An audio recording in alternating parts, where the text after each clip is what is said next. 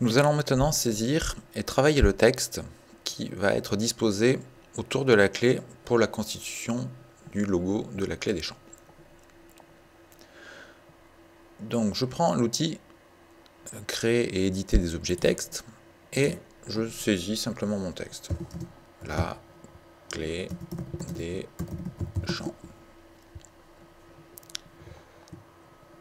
En zoomant, je vais pouvoir maintenant choisir la police de caractère qui correspond à ma charte graphique. Il ne s'agit pas de choisir une police de caractère au hasard dans cette liste.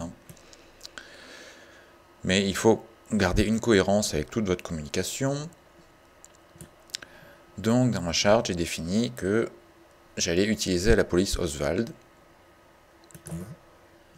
Voilà. Je vais maintenant découper ce texte, puisque les mots vont être placés d'une certaine manière autour de la clé. Donc j'ai besoin que chacun des mots soit un objet texte isolé.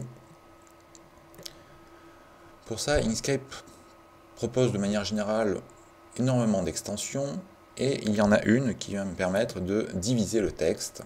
Donc elle se trouve dans le menu extension, texte, diviser du texte. Et je choisis de scinder le texte selon les mots. J'ai le choix, ligne, mot ou lettre. Donc je veux un objet texte par mot, et il ne me reste plus qu'à appliquer. Voilà.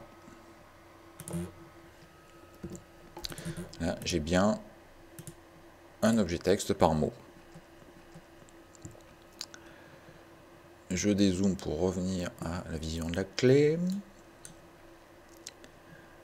Donc les deux articles, là et D, doivent avoir la même taille. Je vais donc les sélectionner tous les deux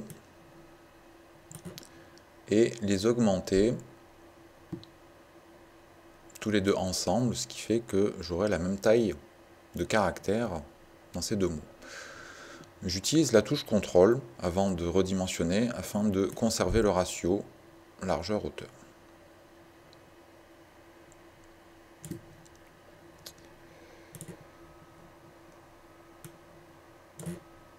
Je ramène le mot-clé à côté du mot là, et pareil, je vais augmenter le mot-clé environ 3 fois la hauteur du mot là. Je sélectionne d'abord ces deux mots et je vais les aligner par le bas. Donc pour cela, j'utilise encore la fenêtre aligner et distribuer. Alors je pourrais utiliser ce bouton aligner les bords inférieurs. De manière générale, je vous conseille plutôt d'utiliser ce bouton aligner la ligne de base des textes. Parce que là, ce n'est pas le cas, je n'ai pas de lettres avec une jambe. Je n'ai pas de jambage. Comme par exemple les lettres P, J, qui ont une partie qui descend en dessous de la ligne de base. Donc pour aligner des objets textes ensemble, il vaut mieux utiliser ce bouton-là, qui saura vous gérer les cas où vous avez des jambages.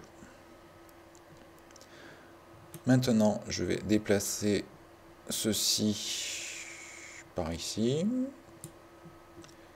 et aligner. Donc il faut grouper d'abord. Je vais grouper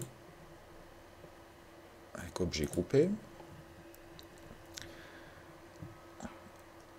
Et je vais aligner les bords droits entre le texte et la clé.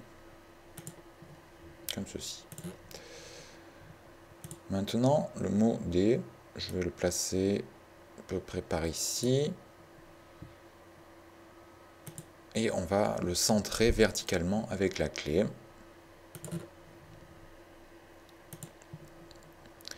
Enfin, le mot champ, je vais l'agrandir un petit peu.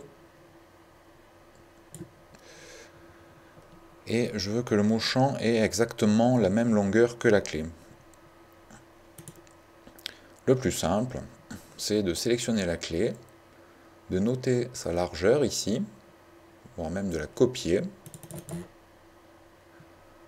Je sélectionne donc toute la valeur, qui n'est pas entière, mais c'est pas très grave. Je fais CTRL-C. Je viens sélectionner l'objet texte champ. Je sélectionne sa largeur. Je colle la valeur précédemment copiée. Donc voilà, le mot champ et la clé ont la même largeur. Je peux donc les aligner verticalement. Et maintenant, je vais faire monter ce mot. Si je le fais monter à la souris, ne pas oublier d'utiliser la touche CTRL pour forcer un déplacement vertical. Et enfin, je vais allonger un peu les caractères.